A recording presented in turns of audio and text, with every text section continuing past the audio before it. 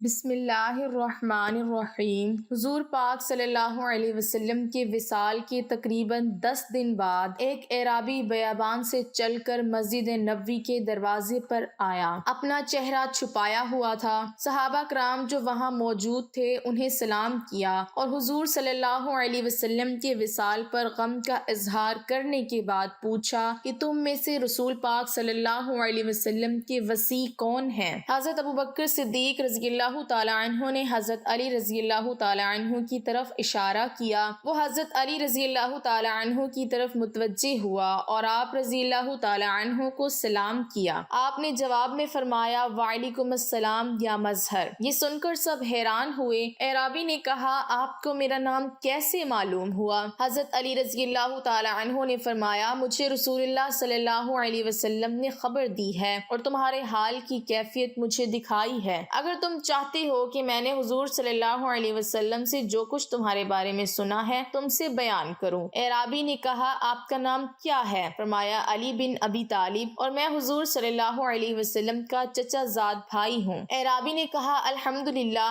حضرت علی نے فرمایا تم عرب کی ایک مرد ہو، تمہارا نام مظہر ہے، تم نے اپنی قوم کو رسول کریم صلی اللہ علیہ وسلم کی وسعت خبر دی تھی۔ حضور صلی اللہ علیہ وسلم کے اوصاف جمیلہ میں تم نے قوم کو یہ کہا کہ تہامہ میں ایک آدمی کھڑا ہوگا جس کے رخسار چاند سے زیادہ منور، گفتگو شہد سے زیادہ میٹھی ہوگی۔ جو شخص اس کی پیروی کرے گا نجات حاصل کرے گا، مساکین اور یتامی کا والی ہوگا، خچر پر سوار ہوگا، اپنے جوتے خود پیوند لگائے گا، شراب نوشی اور زنا کو حرام قرار دے گا، ناحق قتل اور سود سے منع کرے گا، خاتم الانبیاء ہوگا، نماز پنجگانہ کی ادا کریں گے اور رمضان المبارک کے روزے بھی رکھیں گے، حج بیت اللہ کریں گے۔ اے گروہ اس پر ایمان لے آؤ اور اس کی تصدیق کرو۔ جب تم نے اس امر کی طرف انہیں رہنمائی کی تو انہوں نے تیرے ساتھ ظلم و ستم کیا اور تجھے قید میں ڈال دیا۔ پھر جب حضور کریم صلی اللہ علیہ وسلم کا وصال ہو گیا اور تیری قوم کو سیلاب سے ہلاک کر دیا گیا اور تجھے قید خانے سے خلاصی ہوئی، اس کے بعد تیرے کانوں میں غیب سے یہ آواز پہنچائی گئی کہ اے مظہر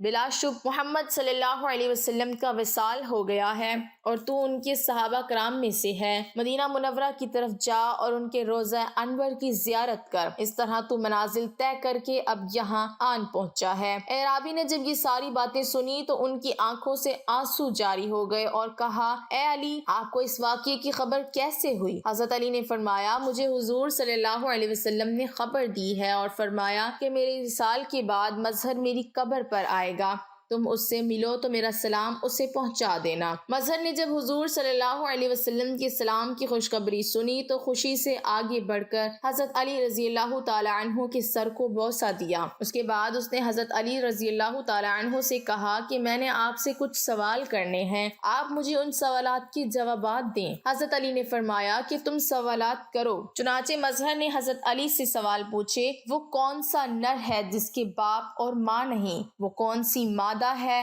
جو بغیر ماں باپ کے موجود ہوئی ہے؟ ایسا رسول جو نہ جن ہو نہ انسان اور نہ ہی فرشتوں میں سے ہو، چوپایوں اور درندوں میں سے بھی نہ ہو، ایسی قبر جس نے قبر والے کو بھی سیر کرائی ہو، ایسا حیوان جس نے اپنے ساتھیوں کو ڈرایا ہو، ایسا جسم جس نے ایک بار کھایا پھر کبھی نہیں کھایا، زمین کا ایسا حصہ جہاں ایک مرتبہ سورج چمکا اور پھر آج تک نہیں چمکا اور قیامت تک نہیں چمکے گا، ایسا پتھر جس سے زندہ کی پیدائش ہوئی، وہ عورت جس سے 3 سال میں لڑکے کی ولادت ہوئی، 2 ساکن جو حرکت نہیں کرتے، 2 متحرک جو ساکن نہیں ہوتے، 2 دوست جو دشمن نہیں ہوتے، 2 دشمن جو دوست نہیں ہوتے، شے کیا ہے لا شے کیا ہے، رحم میں سب سے پہلے کس عضو کی شکل بنتی ہے، قبر میں سب سے آخر میں کون سی چیز فنا ہوتی ہے۔ حضرت علی رضی اللہ تعالی عنہ نے ان سوالات کی نہایت تفصیل سے جوابات دیے اور فرمایا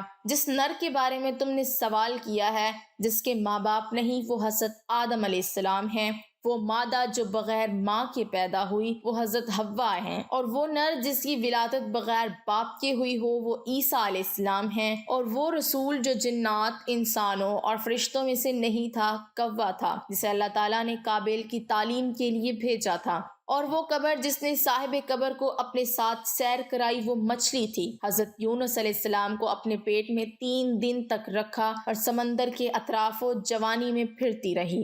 اور وہ حیوان جس نے اپنے ساتھیوں کو ڈرایا تھا چیونٹی تھی، جو خوراک کی تلاش کے لیے باہر نکلی تھی کہ دوسری چونٹیاں ایک ستون پر چڑھی تھیں۔ حضرت سلیمان علیہ السلام کا لشکر سر پر تھا۔ اس چیونٹی نے اپنی قوم سے کہا کہ خبردار، تمہارے گزرنے سے مٹی نہ گرے، اللہ تعالیٰ کا پیغمبر تم سے تکلیف اٹھائے گا۔ اور وہ جسم جس نے ایک مرتبہ کھایا پھر نہیں کھایا اور قیامت تک نہیں کھائے گا، وہ حضرت موسیٰ علیہ السلام کا عصا مبارک ہے، جس نے جادوگروں کے جادو کو ایک لقمے میں ختم کر ڈالا۔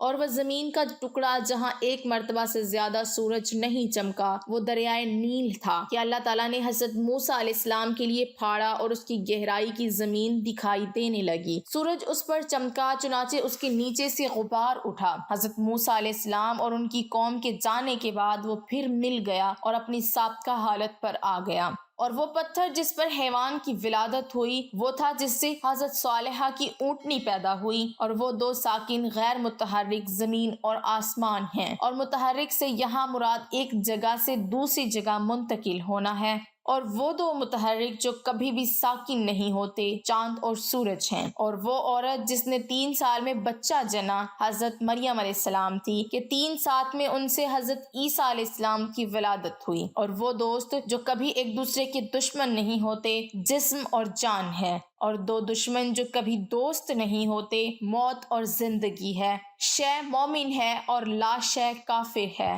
ایسے نے اشیاء سرخ بنی آدم ہے۔ رحم میں سب سے پہلے جس عضو کی شکل بنتی ہے وہ شہادت کی انگلی ہے۔ اور قبر میں سب سے آخر میں جو چیز فنا ہوتی ہے انسان کے سر کی ہڈی ہے۔ مظہر نے جب حضرت علی سے اپنے سوالوں کی نہایت تفصیلی جوابات سنے تو آپ کے سر مبارک کو بوسہ دیا۔